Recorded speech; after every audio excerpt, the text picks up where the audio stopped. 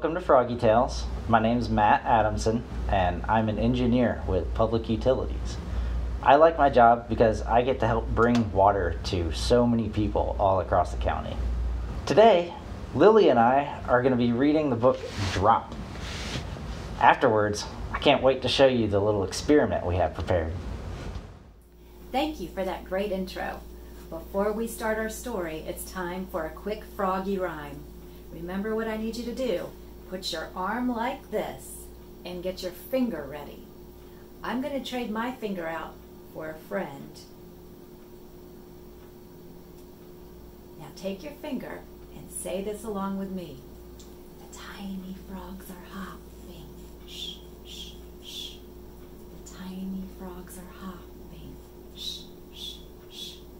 They do not make a sound as they hop across the ground. The tiny frogs are hopping.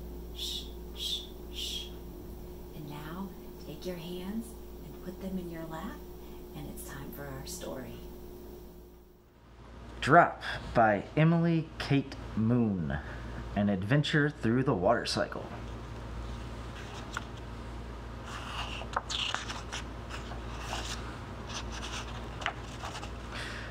This is water. Drop lives here on planet Earth. She has been here about 4.5 billion years. Drop has seen a thing or two.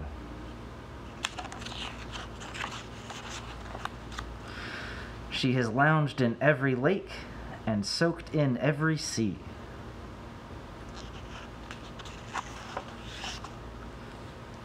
Drop spends most of her time in the ocean.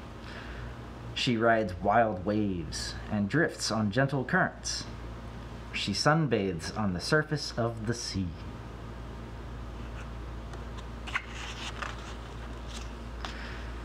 The sun fills Drop with energy. She gets all warm and wiggly. Then she pops off the surface of the water and floats into the air.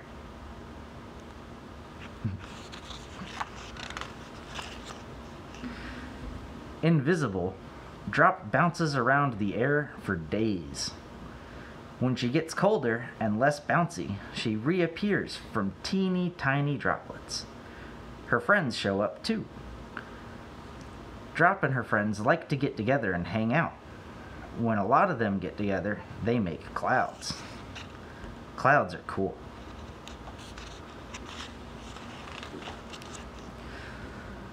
A crowded cloud can become quite an event.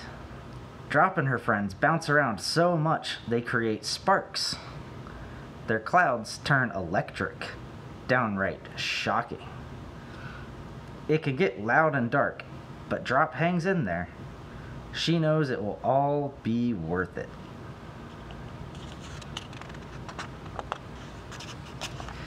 Because that's when Drop gets to be rain.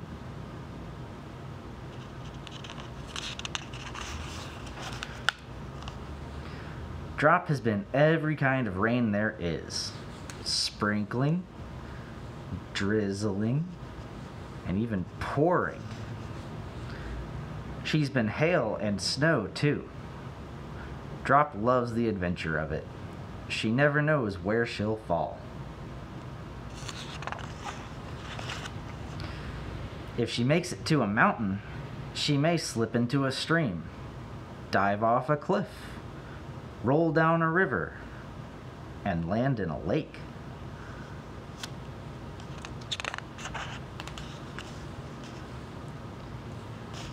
If she freezes into snow or ice, she may be stuck somewhere for thousands of years.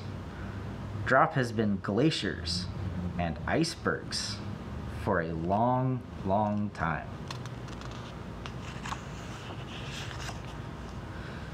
If she falls in a forest, she may trickle down a tree and soak into the soil. She could sink down to the bedrock and rest with the groundwater. Or she could get pulled in by roots, sucked up through stems, and pushed out through a leaf.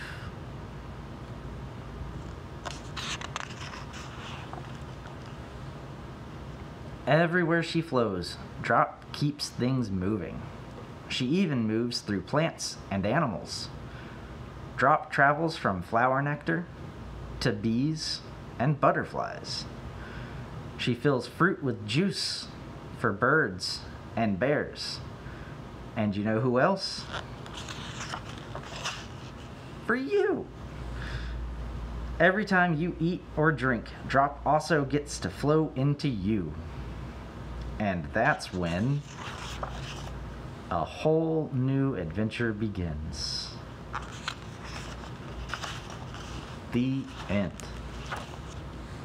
Well, that was a fun book.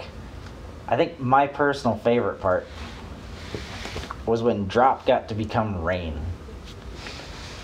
Today, we're going to be making a lava lamp. And that's going to involve a cup of water, which is full of a whole lot of little drops. It's also going to involve cooking oil, some food coloring, and Alka-Seltzer tablets. So first we're going to take our oil and we're going to pour it in this cup. Fill it up a little more than halfway there. Then we're going to take some water and we're just going to put a little bit of that in there. Probably like that. Next we take our food coloring.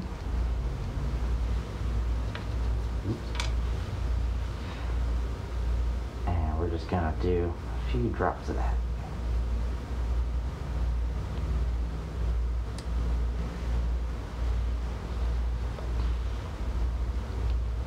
Alright. Now for the fun part.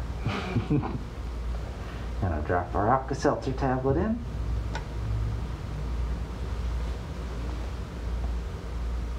And watch it bring all those bubbles up.